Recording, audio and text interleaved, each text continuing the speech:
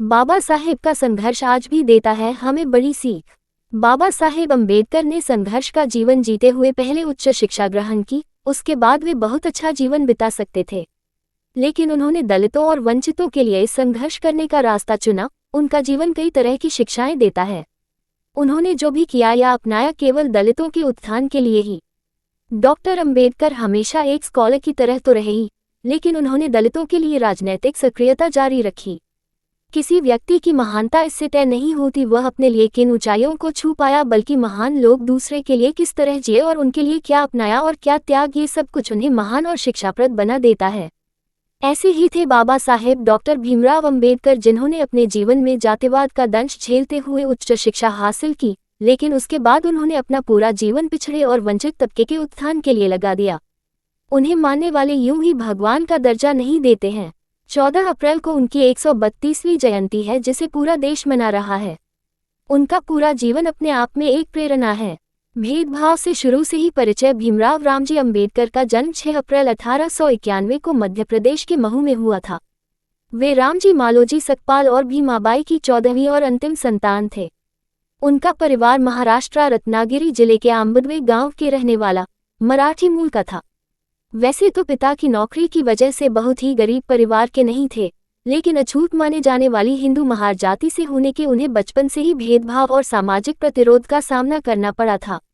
पढ़ाई में गहरी रुचि रही। अंबेडकर पढ़ाई में बहुत ही कुशाग्र बुद्धि थे।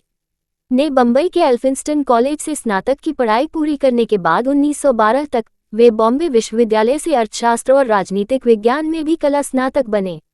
1913 से 1916 के बीच में उन्होंने न्यूयॉर्क की कोलंबिया यूनिवर्सिटी से अर्थशास्त्र में एमए की डिग्री प्राप्त की। फिर लंदन स्कूल ऑफ इकोनॉमिक्स से उन्होंने अपनी डॉक्टरेट की उपाधि हासिल की। अर्थशास्त्री, प्रोफेसर और वकील। शुरुआती करियर में डॉक्टर अंबेडकर एक अर्थशास्त्री, प्रोफेसर और वकील थे। अपनी पढ़ाई और अपने करियर के दौरान उन्हें खुद जातिगत भेदभाव का सामना करना पड़ा और उन्होंने भी पुरातन छुआछूत की सोच का पुरजोर विरोध किया। दलित अधिकारों की रक्षा के लिए उन्होंने समता, प्रबुद्ध भारत, मूकनायक, बहिष्कृत भारत और जनता जैसी 5 पत्रिकाएं निकाली, जिनमें उनके लेखों ने हर वर्ग के लोगों को प्रभावित किया। बाबा साहेब ने सामाजिक कार्यों के जरिए दलितों के अधिकारों के लिए लड़ाई लड़ी तो लोगों तक अपनी पत्रिकाओं द्वारा आवाज भी पहुंचाई। साइमन कमीशन में भेजी थी सिफारिश। बहुत कम लोग जानते हैं कि 1925 में उन्हें बम्बई प्रेसिडेंसी समिति में सभी यूरोपीय सदस्यों वाले साइमन कमीशन में काम करने के लिए नियुक्त किया गया। इस आयोग में भारत भर में विरोध प्रदर्शन इस आधार पर हुए कि इसमें कोई भारतीय नहीं था, लेकिन डॉक्टर अंबेडकर ने अपनी तरफ से कई संवैधानिक सुधारों के लिए सिफारिशें भेजी थीं। दलितों के लिए समर्पित अमेरिका और लंदन से पढ़ने के बाद भी डॉक्टर अंबेडकर ने समाज दलितों के प्रति भेदभाव को मिटाने के लिए कार्य किए। उन्होंने सार्वजनिक आंदोलनों, सत्याग्रहों और जलूसों के जरिए पेयजल के सार्वजनिक संसाधन समाज के सभी वर्गों के लिए खुलवाने के प्रयास किए।